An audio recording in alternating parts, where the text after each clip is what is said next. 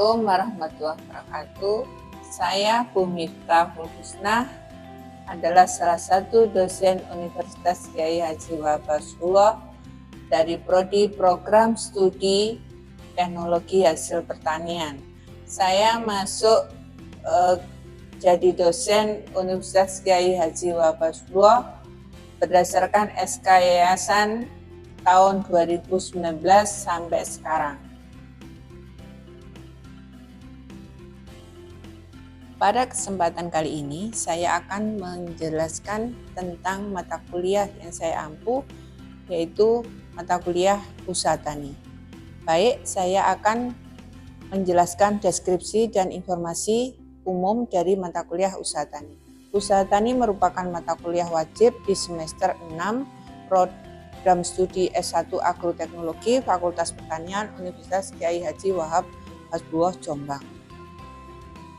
Mata kuliah Usaha Tani ini memiliki bobot 3 SKS. CPMK dari mata kuliah ini adalah setelah perkuliahan mahasiswa dapat menjelaskan tentang arti penting usaha tani, mengidentifikasi dan menganalisis dari proses usaha tani dan hambatannya, sehingga mahasiswa dapat menerapkan pemberdayaan pengembangan lembaga usaha tani.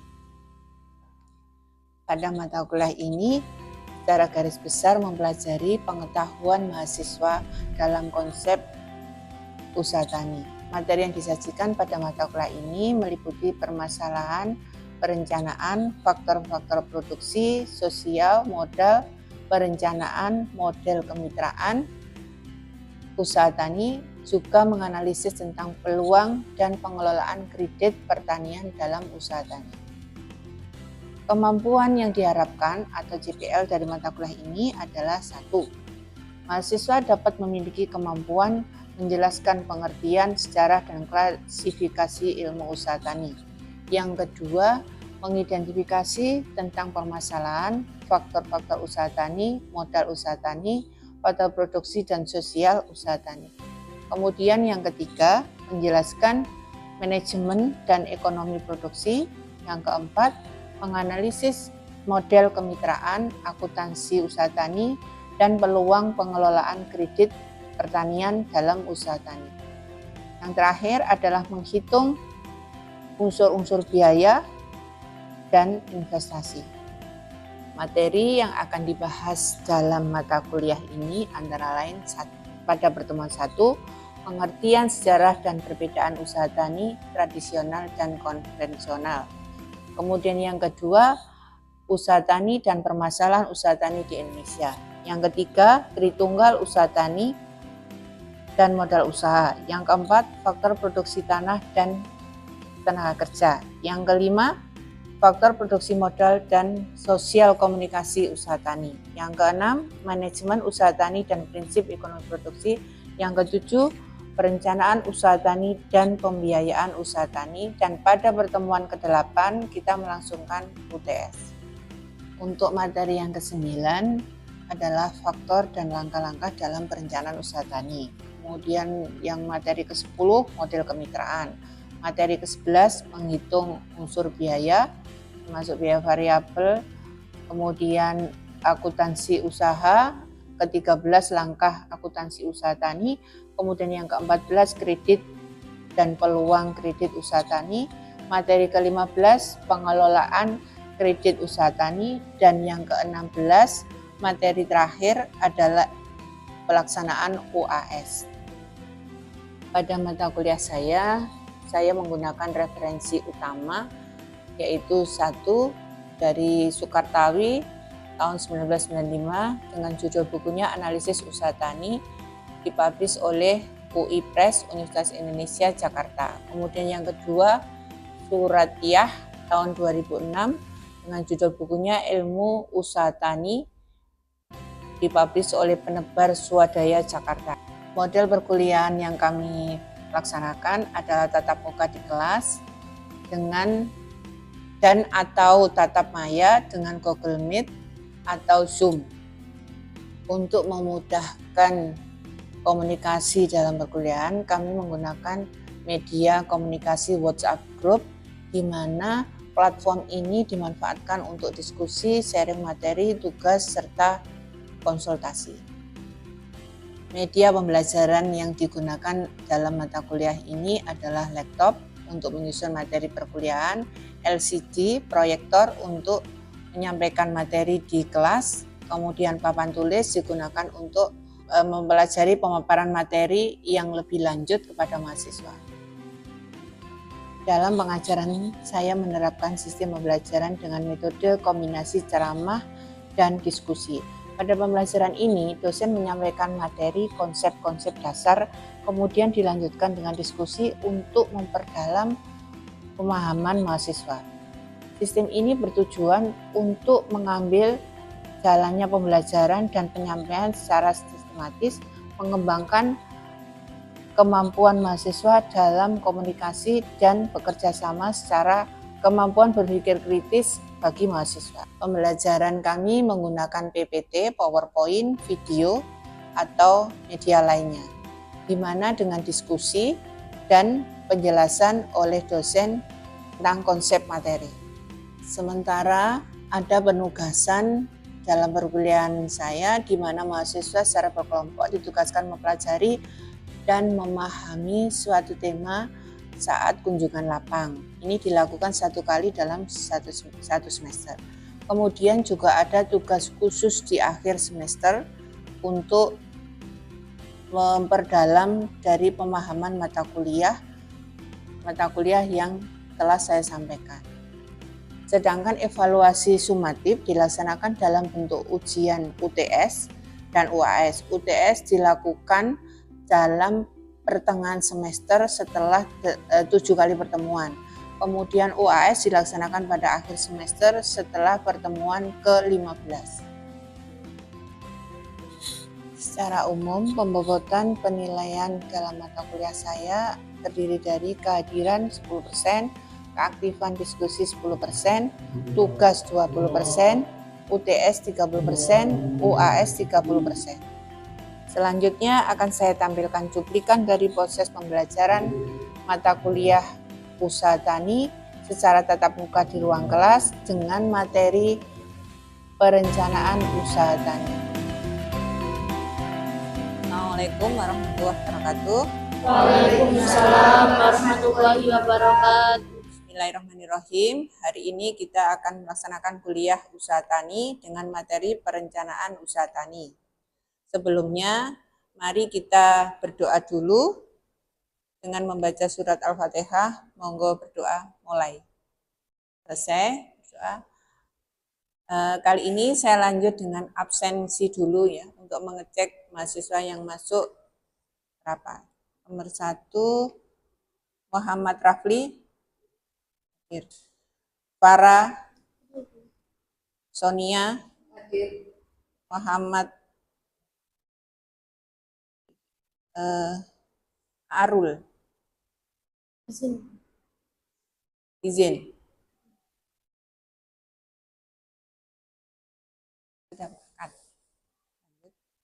Oke, saya akan memasuki materi perencanaan usaha tani. Kemarin kita sudah belajar tentang materi sebelumnya yaitu manajemen usaha tani. Mungkin ada yang masih ingat materi kemarin? Oke, Farah, monggo. Manajemen usaha tani penting dalam kegiatan usaha tani karena dengan memanage yang baik pelaksanaan usaha tani, maka akan diperoleh produktivitas hasil panen yang maksimal. Oh ya, oke. Jadi dengan produktivitas yang maksimal nanti otomatis akan menguntungkan para petani ya. Oke. Saya masuk di materi yang pertama yaitu perencanaan usaha tani.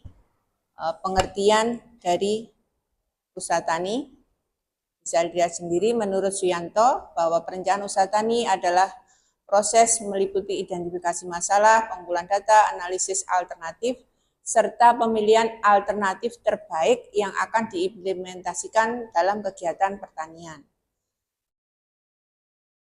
Nah, proses ini tujuannya sama seperti manajemen usaha tani untuk memaksimalkan hasil pertanian dan meminimalkan resiko dan biaya. Kemudian ada beberapa faktor yang mempengaruhi perencanaan usaha tani, yaitu faktor internal dan eksternal. Faktor internalnya meliputi sumber daya manusia. Di sini sangat berpengaruh terhadap produktivitas, termasuk keterampilan dari SDM-nya, termasuk tenaga kerja, petaninya sendiri yang memanage. Ya, terus modal juga sangat penting. Kalau nggak ada modal, nggak akan terlaksana kegiatan usaha tani. Untuk bayar, untuk beli bibit, untuk bayar tenaga kerja, beli pupuk, dan lain-lain semuanya perlu modal. Terus yang ketiga, teknologi pertanian. Ini juga penting untuk memaksimalkan hasil pertanian tadi, di mana ini termasuk alat pertanian. Kalau semakin canggih alat pertanian, seperti yang Anda lihat di Bangkok, ya, pertanian yang paling maju kan di daerah Thailand. Itu hasil produksinya semakin tinggi. Oke. Saya lanjut lagi.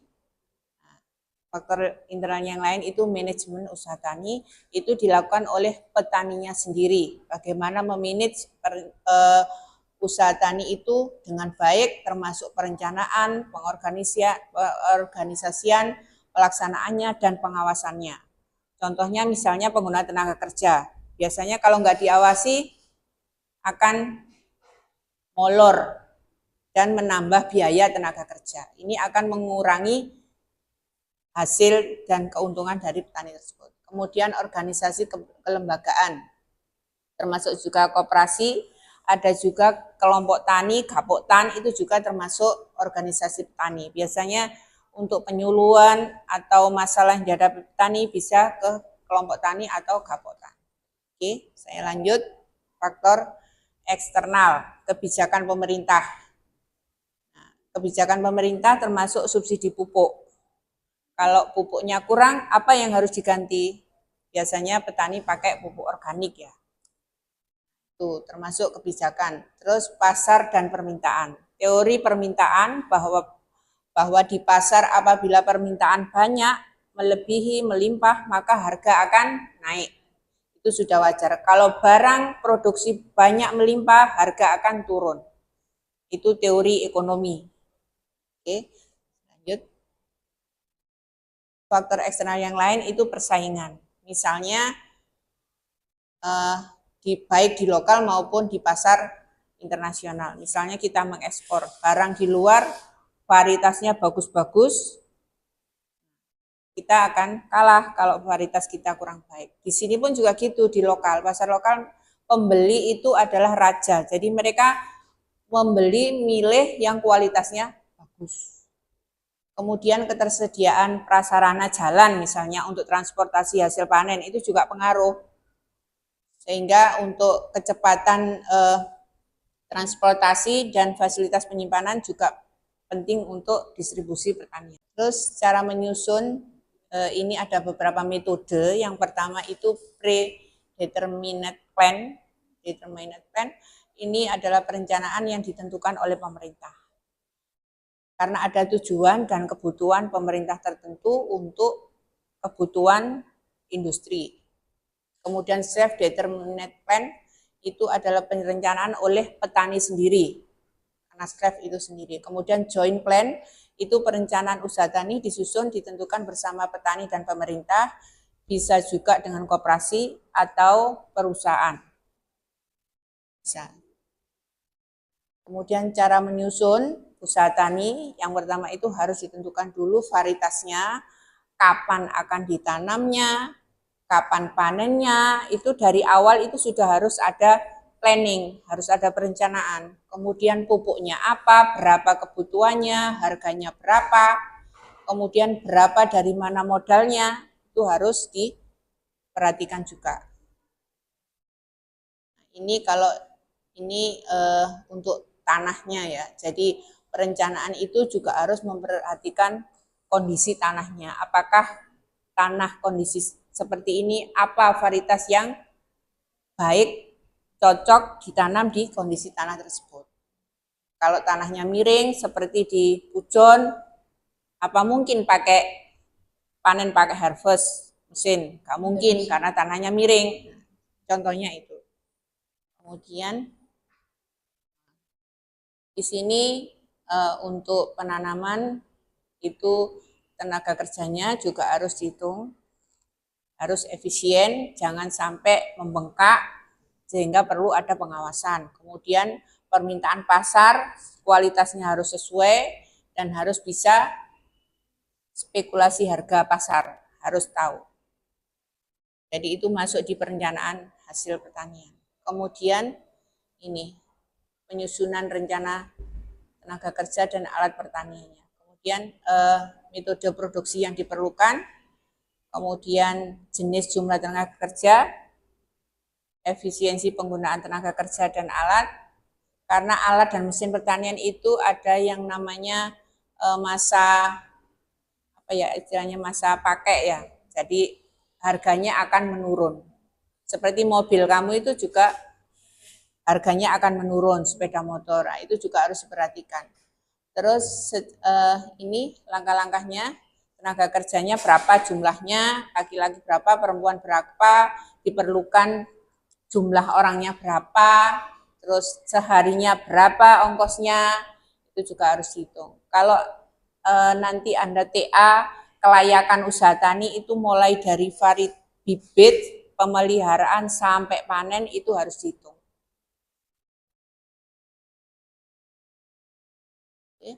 Lanjut dengan penyusunan biaya. Ini juga anggaran biaya itu harus dipertimbangkan dari awal.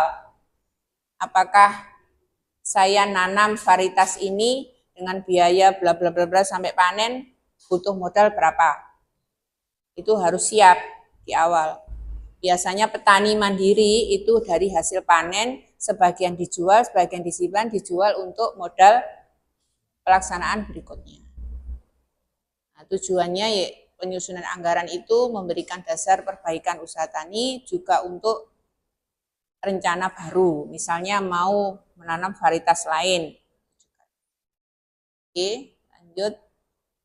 Kalau ini lokasi ya, jadi disesuaikan dengan kondisi tanah dan waktu untuk menanam varietas apa. Misalnya spekulasi harga lombok menjelang lebaran, menjelang puasa mahal, berarti harus ditanam bulan apa? Itu harus disesuaikan. Terus kebutuhan sumber dayanya juga harus diperhatikan. Kalau memang butuh air ya harus dekat dengan sungai, pokoknya irigasinya harus lancar. Transportasinya juga harus lancar. Terus dilanjutkan, ini musim tanam ya, berdasarkan kondisi cuaca dan kesediaan air untuk mendukung pertumbuhan tanaman. Kemudian ada persiapan lahan, membersihkan dari gulma. Gulma itu termasuk hama ya, tapi bukan hama hewan, tapi rumput. Melakukan pengolahan tanah sehingga siap untuk ditanam. Seperti padi, misalnya rumput-rumput liar itu harus dibersihkan dulu. Sudah, saya rasa sekian materi dari saya. Saya lanjut dengan diskusi. Monggo yang mau bertanya, silahkan.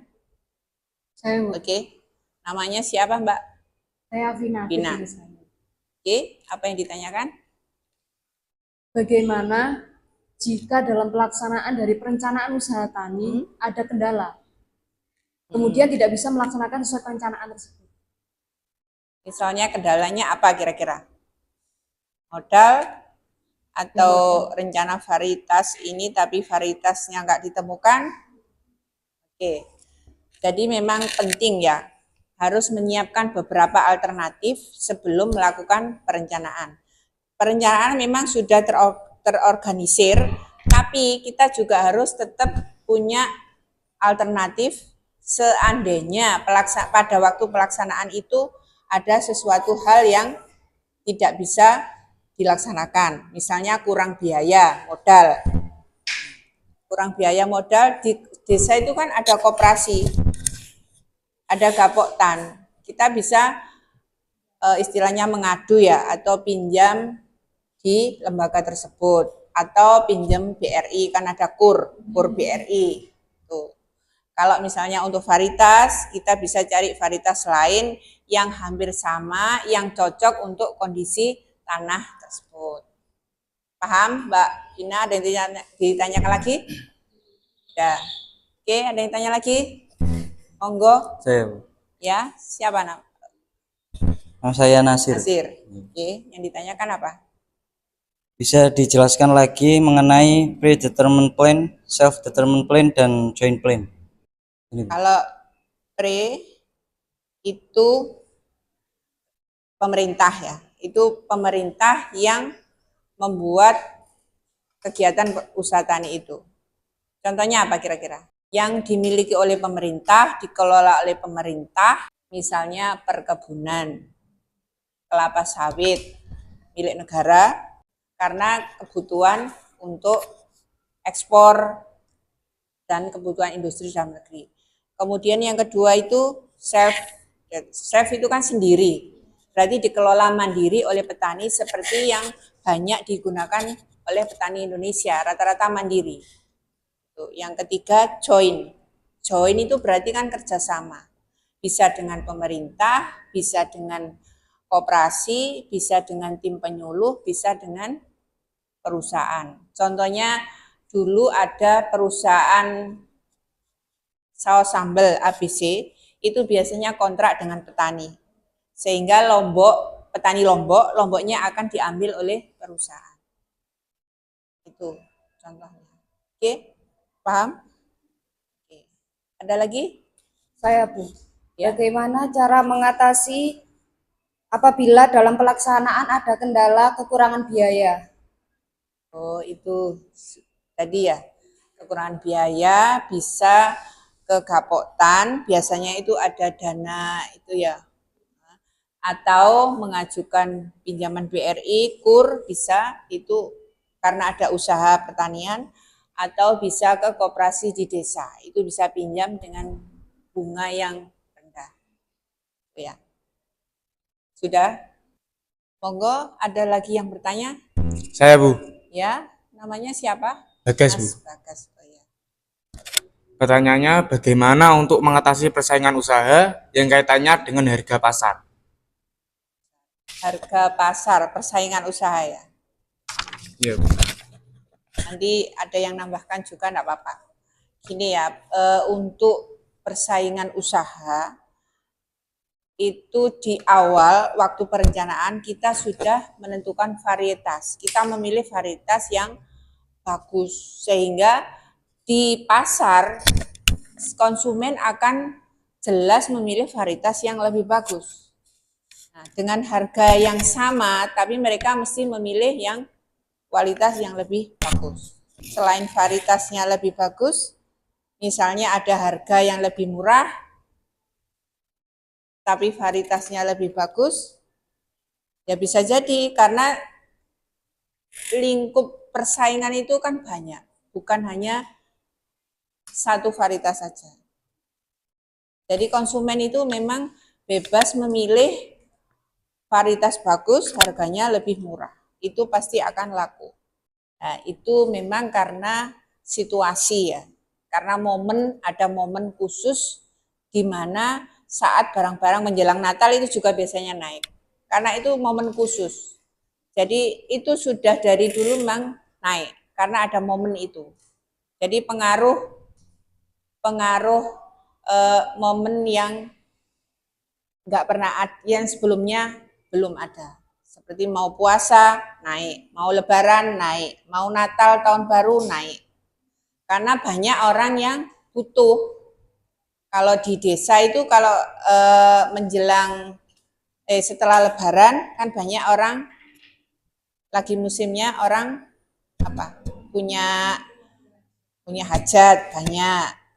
Terus lebaran itu juga banyak hajat halal bihalal. Itu harga mesti naik. Itu ya. Terutama harga bahan pokok.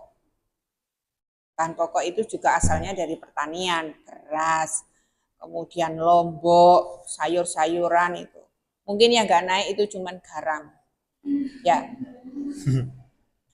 Untuk padi bisa dengan penyimpanan. Jadi memang harus dikeringkan sampai kadar airnya sekitar 14% biasanya itu untuk menjaga supaya daya simpannya lebih lama. Jadi bisa disimpan dulu, hanya dijual sedikit saja untuk modal pertanian, atau modalnya pinjam dulu, enggak apa-apa. Terus setelah harga mulai naik baru dijual ke pasar.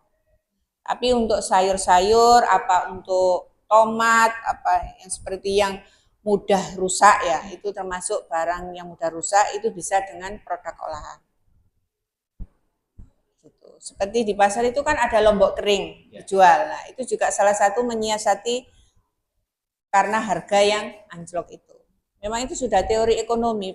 Jadi ketika barang di pasar itu banyak dan berlimpah, harga akan turun. Berarti Panen raya itu. untuk tunda jual, Apa? semacam kayak tunda jual. Tunda? Jual. Iya. Dijual ditunda. Jangan dijual dulu ketika harga murah. Kalau mau pingin untung. Tapi kalau nggak pingin untung ya nggak apa-apa, terserah dijual. Tapi rata-rata petani yang mau untungnya tinggi. Nggak ada orang bisnis itu yang nggak pingin untung. Gitu nggih. Mungkin ada lagi yang ditanyakan? Ya. Apa strategi pemasaran yang efektif untuk menjual hasil pertanian? Strategi penjualan hasil panen yang efektif. Strategi yang efektif. Artian efektif, mungkin ada yang tahu? Efektif, apa sama dengan efisien? Efektif itu dalam artian sesuai dengan harapannya untungnya tinggi dan biaya yang rendah. Jadi strateginya memang bisa dengan pemasaran online, bisa dengan pemasaran offline, mungkin bisa dari mulut ke mulut ke teman-temannya atau ke kita kan sekarang lagi medsos ya, jualnya bisa pasang di IG, bisa di Facebook. Misalnya jualan apa? Strategi pemasaran hasil pertanian. Sekarang aja daun pisang masuk di ekspor. itu contohnya. Jadi tergantung kita bagaimana kita menjualnya. Kita cari cara yang lagi tren sekarang. Sekarang yang lagi tren itu penjualan online. Oke, kuliah saya akhiri. Mohon mahasiswa memberikan kesimpulan. Monggo. Mbak yang kacamata? Ya Bu, kalau menurut saya kesimpulan dari perencanaan usaha tani ini yaitu perencanaan usaha tani ini harus ada planning agar pelaksanaan itu efisien dan petani tidak merugi seperti itu. Kuliah bisa diakhiri. Kuliah saya akhiri dengan pemberian tugas akhir, nanti dikumpulkan sebelum UAS. Jadi Anda membuat perencanaan usaha tani mulai dari pembibitan sampai panen. Kegiatannya apa saja, sekalian dengan anggarannya. Berapa kebutuhan pupuknya, berapa tenaga kerjanya, gitu ya, dikumpulkan sebelum UAS. Sudah? Saya akhiri, sekian dulu. Shiratal mustaqim. Wassalamualaikum warahmatullahi wabarakatuh. Waalaikumsalam.